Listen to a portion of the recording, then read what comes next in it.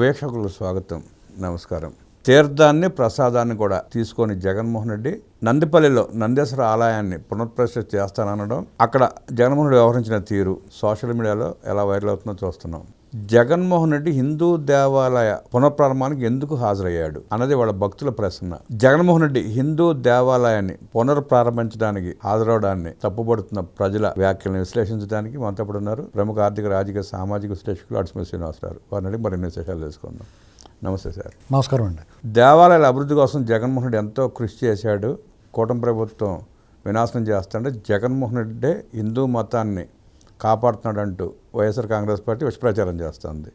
ఇంకో పక్క నిన్న నందేశ్వర ఆలయాన్ని పునఃప్రారంభించడానికి వెళ్ళిన జగన్మోహన్ రెడ్డి అక్కడ ప్రసాదాన్ని తీసుకోపోవటం, తీర్థాన్ని పారబోయటం వాళ్ళ భక్తుల ఆగ్రహానికి గురి అయ్యే పరిస్థితుంది. ఆ కార్యక్రమంలో పాల్గొన్న జగన్ రెడ్డి వింత వైఖరినట్లా విశ్లేషిస్తారు సార్? అంటే డామేజ్ కంట్రోల్ ప్రయత్నం చేస్తున్నాడండి అతను. ఆ డామేజ్ కంట్రోల్ కూడా చిత్తశుద్ధితో చేయాలి. నువ్వు మనసా వాచా కర్మన్నా నువ్వు తప్పు చేసాం, మనకేదో డ్యామేజ్ జరిగింది, దెబ్బైపోయాం, మనం దాన్ని కవర్ చేసుకోవాలని అనుకోవాలి. అది ఏ కోసానికి కనపట్ల అతనిలో పశ్చాత్తాపం అలాంటి ఏం రావట్లేదండి.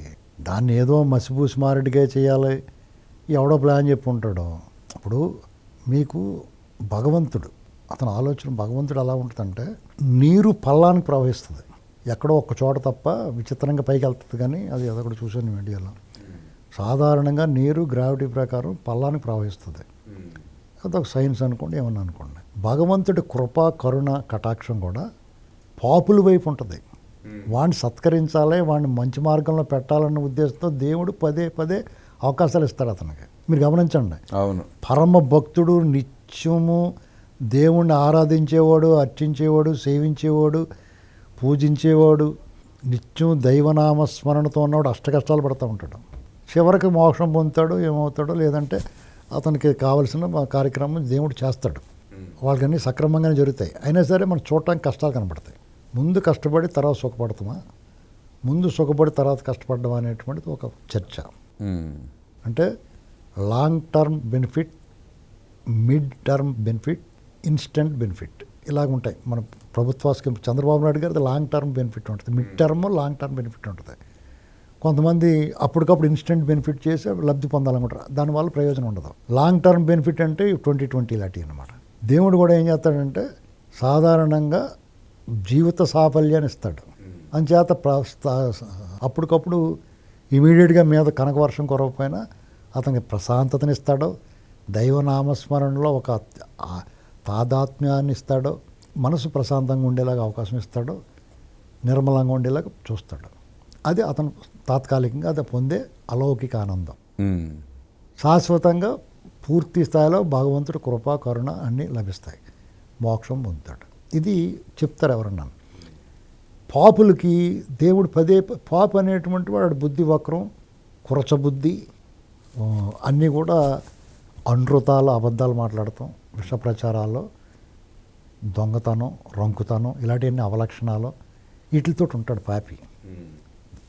అంటే ఇతరుల సొమ్ము అపహరించడం, పసిబిడ్డలను మాయ చేయటం, స్త్రీలని, మహిళల్ని, తల్లిదండ్రులని గౌరవించకపోవడం, వాళ్ళని అవమానించడం, వాళ్ళని వేధించడం, అత్యాచారాలు, హత్యలు ఇవన్నీ చేసి మహాపాపాలు, నేరాలు. వాడికి భగవంతుడు వాడికి కూడా అవకాశం ఇస్తాడు, మార్చే ప్రయత్నం చేస్తాడు. వాడిని కూడా మారి అవకాశాన్ని ఇస్తూ ఉంటాడు ఎప్పటికప్పుడు. వాడికి తగిలి ఎదురు దెబ్బలు తగులుతూ ఉంటాయి, మారతాడేమో అని చూస్తూ ఉంటాడు. ఇంకా మారినప్పుడు ఒకసారి వాడు కథ ముగుస్తుంది, శిక్ష అనుభవించేస్తాడు. అలాగా జగన్మోహన్ రెడ్డి మరి దేవుడు ఉంటే ఇతను ఇన్ని పాపాలు చేస్తే ఎందుకు వదిలేసేయడానికి ఏమీ వదలలేదండి. అతను 1,00,000 కోట్లు కొట్టేసినట్టు ప్రజల సొమ్ము మహాపాపం చేసి అతని వల్ల అనేక మంది బలైపోయారు, అధికారులు, అనేక కుటుంబాలు సర్వనాశనం అయిపోయినాయి. దాని ఫలితంగా అతను 16 నెలలు జైలు శిక్ష అనిపించాడు. 13 ఏళ్ళ నుంచి బయట తిరుగుతున్నా అతని మెడ మీద కత్తి గడియారంలో లోలకంలాగా అటు ఇటు ఊగుతూనే ఉంది. అతను ఏ క్షణమూ ప్రశాంతత ఉండదు, ఏ క్షణం కూడా హ్యాపీగా మీరు నేను పడుకున్నట్టు పడుకోలేడు. బింకగా కనపడవే కానీ నిద్రలే. మీరు నేను ఉన్నంత ప్రశాంతంగా అతను ఉండలేడు. తిరిగి అతనికి భగవంతుడు మళ్ళీ ఇంకో అవకాశం ఇచ్చాడు. చేసిన పాపాలు ప్రక్షాళన చేసుకోవడానికి, ప్రజల పట్ల గౌరవం, మర్యాద, ప్రజల పట్ల ఆదరణ, సమాజ హితం కోసం పనిచేసే అవకాశం ప్రజల రూపంలో అతనికి ఇచ్చాడు. ముఖ్యమంత్రి అయ్యాడు. అప్పుడు ఏం చేయాలి? ప్రక్షాళన చేసుకోవాలి. దొబ్బిన కాడికి దొబ్బాం, పట్టుకున్న కాడికి పట్టుకున్నారు. మిగతాది అంతా బంగారం రూపంలో, భూమి రూపంలో బాగానే ఉంది మన తరాలకే. ఏదో రూపంలో ఎప్పుడో కూడా పట్టుకుపోనాయి. మనకు భగవంతుడు మళ్ళీ మనకు ఒక అవకాశం ఇచ్చాడు. ప్రజల చేత మెచ్చుకోబడి, ప్రజల మన్నన పొంది, ప్రజాదరణ పొంది, ప్రజల అభిప్రాయాలకు అనుగుణంగా పరిపాలన చేసి సమాజ హితాన్ని కోరుకుని ఉంటే అతని పాపం కొంత ప్రక్షాళన అవును. దానికి పూర్తి రివర్స్లో చేశాడు అతను. అంటే పాపభారం మళ్ళీ పెరిగింది. అందుకని ఇప్పుడు ఏమైంది? ఘోర పరాజయము, పరాభవం ఎదురైంది 2024లో. ఎదురైందా? ఇవాళ అతను ఒక రారాజు అన్నట్టుగా 30 ఏళ్ళు నాకు తిరగలేదు అనుకున్నట్టుగా ఆ ముఖాన్ని నువ్వు భలేగా ఉన్నావని అని కూడా పొగిడిగోరు అనేవారు కదా. అలాంటిది ఇవాళ ఏమైపోయింది? అందరూ చీని వస్తున్నారు. నీ బతుకు దుర్భరం అయిపోయింది. క్షణక్షణం భయం. ఎవడే మాట్లాడతాడో, ఎవడు ఎప్పుడు ఎత్తుకుపోతారో తెలియదు. చంద్రబాబు నాయుడు గారు ఔదార్యము, ఉదాసీనత, ఉదారము ఉన్నంతకాలం నీకు రక్షణ. ఎప్పుడైతే ఫ్యాన్ గాలికి రెడ్ బుక్ ఇలా తెరుచుకుందా నువ్వు అవుట్. నీ రక్షణ ఎన్నాళ్ళు ఉంటారు? రక్షణగా నీకు ఉన్నవాళ్ళు. నీ డబ్బు నిన్ను ఎన్నాళ్ళు కాపాడుద్ది? నువ్వు ఇప్పుడు ఇబ్బడముబ్బడిగా డబ్బులు ఖర్చు పెట్టి మంచి వీడియో పెట్టిన 5,000 ఇస్తాం, ఇలాంటి ఎన్నాళ్ళు ఇవ్వగలవు అవన్నీ పట్టుకుపోయేదాకనే.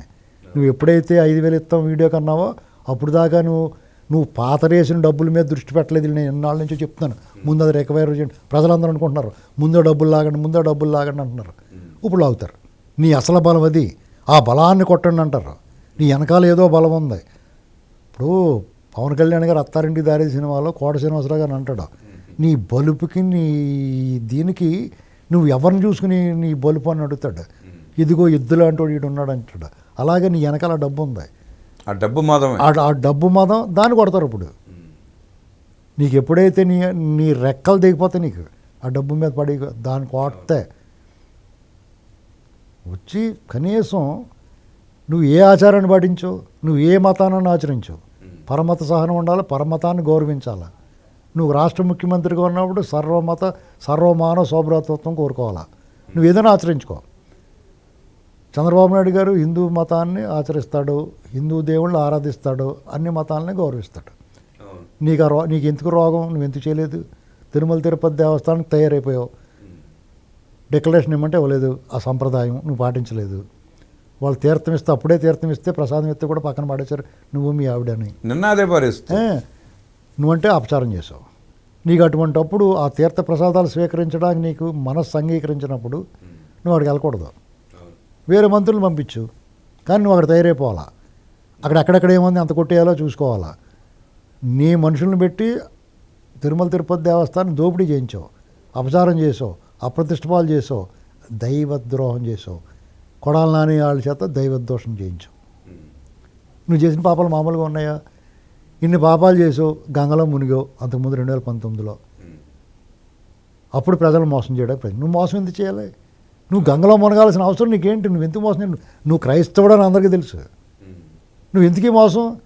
నిన్ను క్రైస్తవుడని తెలిసే ఆరాధించి నిన్ను ఎన్నుకున్నారు కదా. ఇప్పుడు మళ్ళీ ఇన్ని పాపాలు చేసావు. హిందువుల దృష్టిలో నువ్వు దైవద్రోహివి. దాన్ని ఎవడో చెరపలేడు. సువర్ణాక్షరాలతో లిఖించబడిపోయింది. శిలాశాసనం. నువ్వు దైవద్రోహివి, హిందూ మత ద్రోహివి.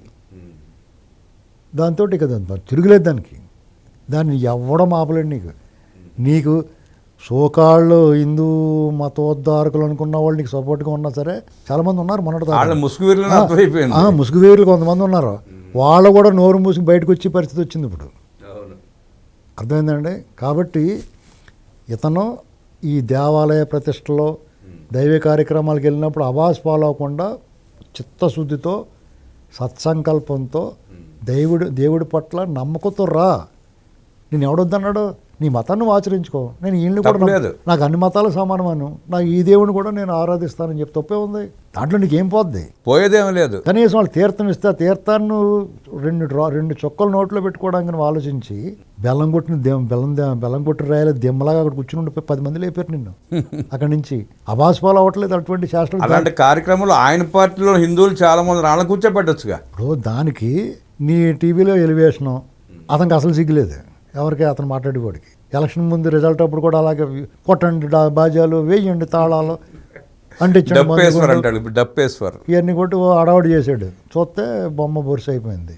ఇప్పుడు అది ఆబాస్పాలు అయ్యాడు. సో పైగా శ్రీవాణి ట్రస్ట్ ద్వారా 4,000 దేవాలయాలకి 10 లక్షల రూపాయలు ఇచ్చి హిందూ దేవాలయాలని కాపాడిన ఏకైక వ్యక్తి జగన్మోహన్ రెడ్డి అంటూ వాళ్ళు ఎలివేషన్ ఇచ్చుకోవటం. మళ్ళీ అంటే శ్రీవాణి ట్రస్ట్ ఎవరిది?